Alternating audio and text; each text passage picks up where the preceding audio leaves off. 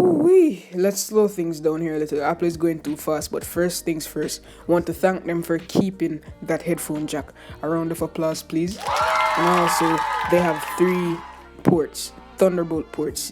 I mean, where's the USB port? Where is the SD card? So this MacBook Pro is sweet and I want it, but it's also disappointing. Why only a 6th gen AMD while the 7th is already out there? Why only 10 hours of battery life when the Surface just came out with a 16-hour battery life? The touch bar is awesome, but would it be more efficient to use below the keyboard, Apple, and above the trackpad, just like where that cat walk past, just right there? I think it would make more sense. So let's talk a little bit more about the touch bar. So all the rumors were true and Apple actually went with the touch bar. But for instance, the intro video showed that when you touch the screen, it lets you select sections when you're editing a video. It can also help you to pick an emoji with your finger. You can scrub through the video with a swipe, or if you're looking into a photo slideshow, you can just select it from there. While all these functions will change depending on the app you're using, it looks like the general function keys will still be there around the customizable area. In the top left hand corner, you'll see. And all in all, it looks good to me. I haven't touched it yet, so I can't give you guys a full review, but I think it might be great. Might. So this lovely lady from Adobe showed us how Photoshop works with this touch bar. So for example, if you're in full screen mode, most of the important widgets on Photoshop will jump down on the touch bar, such as brush size, color scheme. You can change the color right from there with your fingertips, which you could do with the trackpad, but I don't know, she says it's fun, it's more fun here. Guys, look at her using the trackpad and the touch bar at the same time. Let's just jump to the design. So the design, here's where the party starts and Apple gets crazy. They've made it smaller in the 15-inch and the 13-inch models, and they've made the screen 50% brighter, so you get sharper images as usual.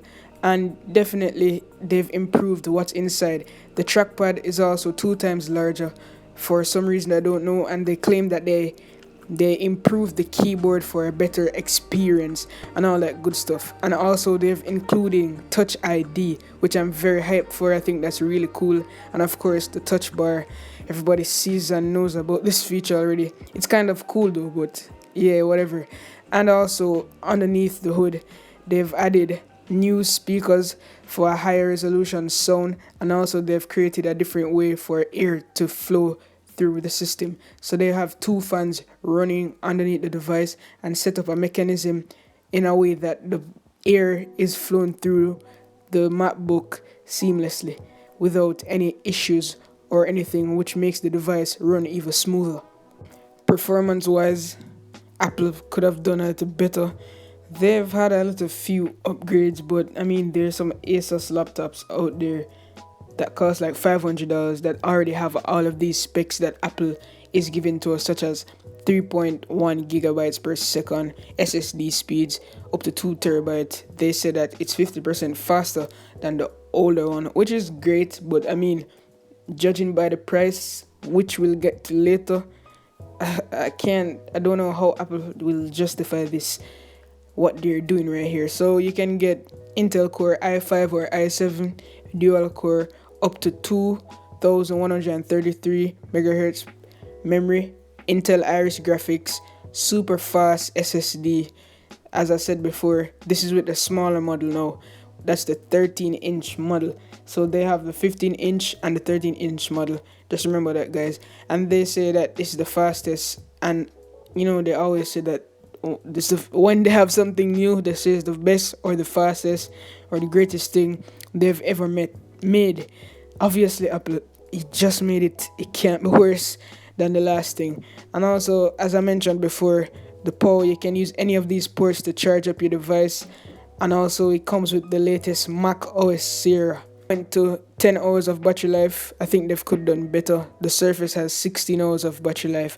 And also, they also have the MacBook Air for all those MacBook lovers that comes with just like a traditional MacBook without the touch bar and all the fancy dancy things that they have going on their keynote. I can see what Apple is trying to do here. They're trying to keep the tradition for the MacBook Air of being simple but still efficient. They have the bigger trackpad though. They have backlit keyboards with the new keyboard as well, and they also have brighter screens, so they didn't just leave it blank. But guys, this is what I'm talking about. Just hell no! Just look at these prices and just tell me what you think down below in the comment section.